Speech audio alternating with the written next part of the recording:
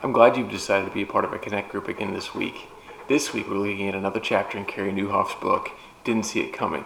This chapter is a subject that for some of us, as we listen to this, we may think, I've never dealt with that.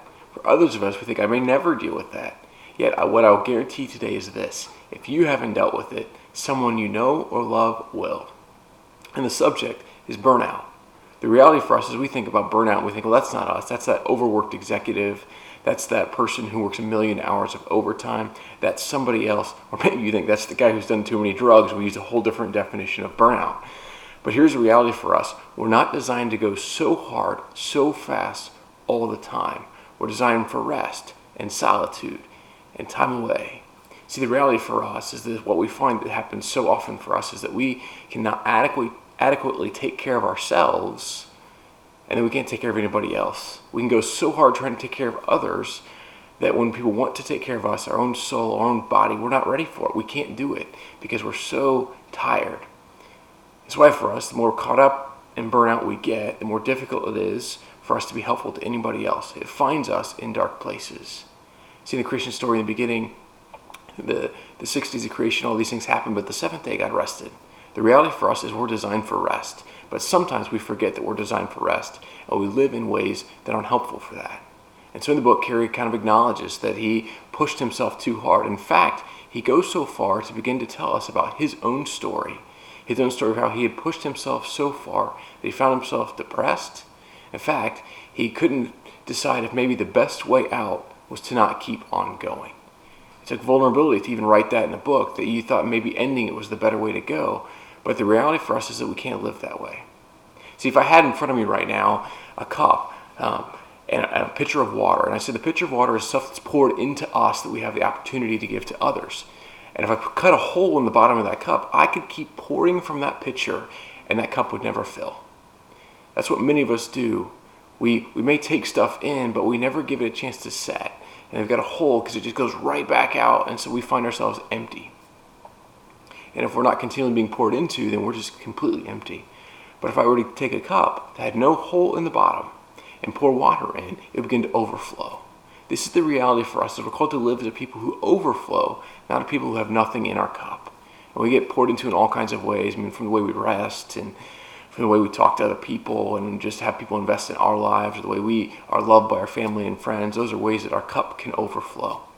And so here's the reality. Jesus shares these words in Matthew chapter 11 that I think are helpful for us as we think about the idea of burnout, or not resting enough so that we find ourselves just frazzled.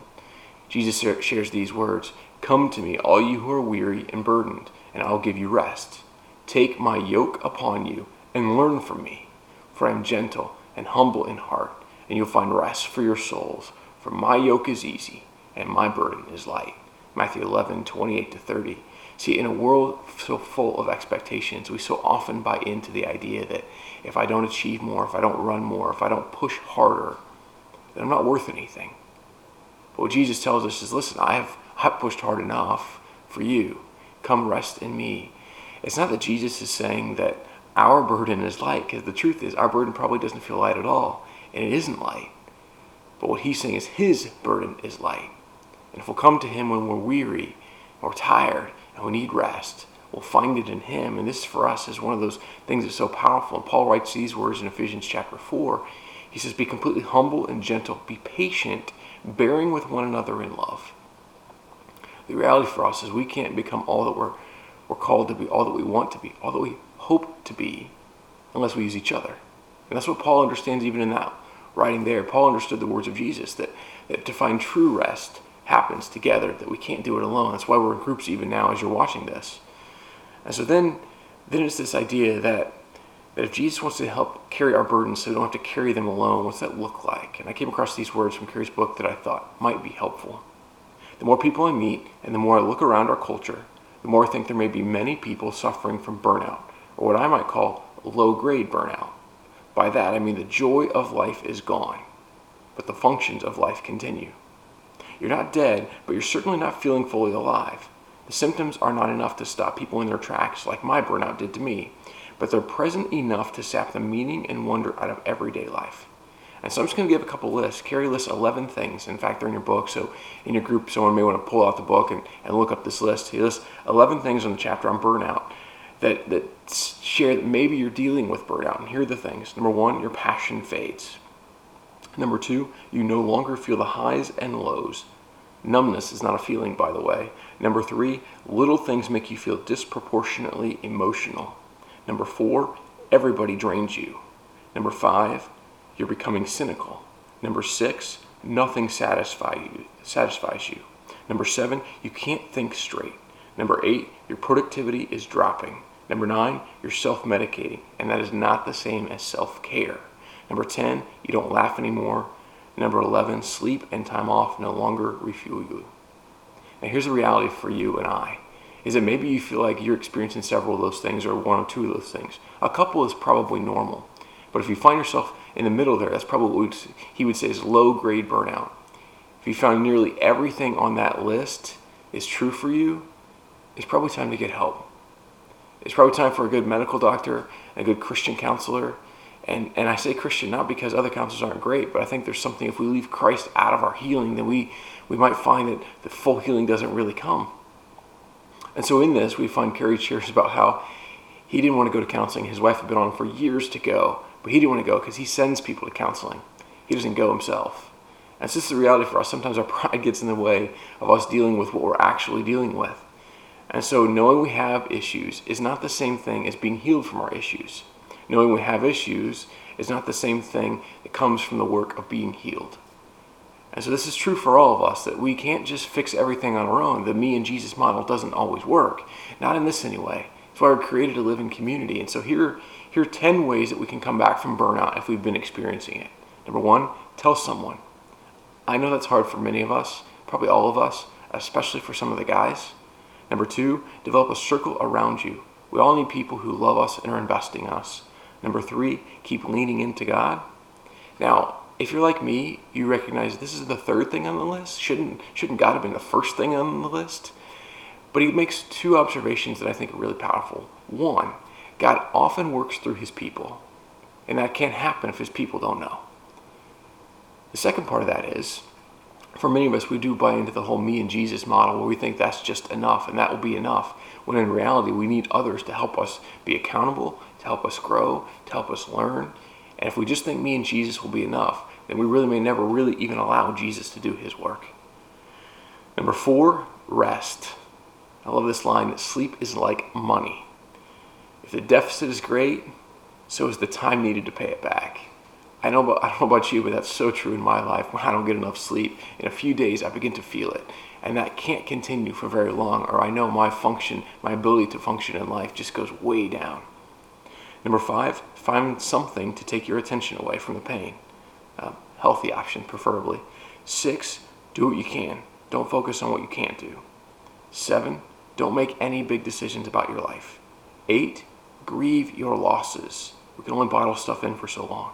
9, reopen your heart, even though an open heart leaves you vulnerable to being hurt again. 10, live today in a way that will help you thrive tomorrow. Now, I don't know about you, but when you think about these lists, some of them are kind of hard. And there's a scene in the C.S. Lewis's book, The Voyage of the Dawn Treader. And in that book, Eustace, the character, he becomes a dragon. And he doesn't want to be a dragon anymore because he can't even scratch himself anymore, and he just doesn't feel like himself. I mean, I know it's a fictional book, but in the story, Aslan the lion, who represents the Christ figure, comes to him and he says, if you'll let me work in you, it's going to be harder than you ever thought possible. It's going to hurt more than you ever could have imagined. But in the end, in the middle of that hurt, you'll find healing. So he begins to rip his claws into the dragon's skin and scales, and they begin to fall away, and it begins ripped open. And Eustace says it's as if I felt like my whole chest was being ripped open. But at the end of that, Eustace could feel his soft skin again.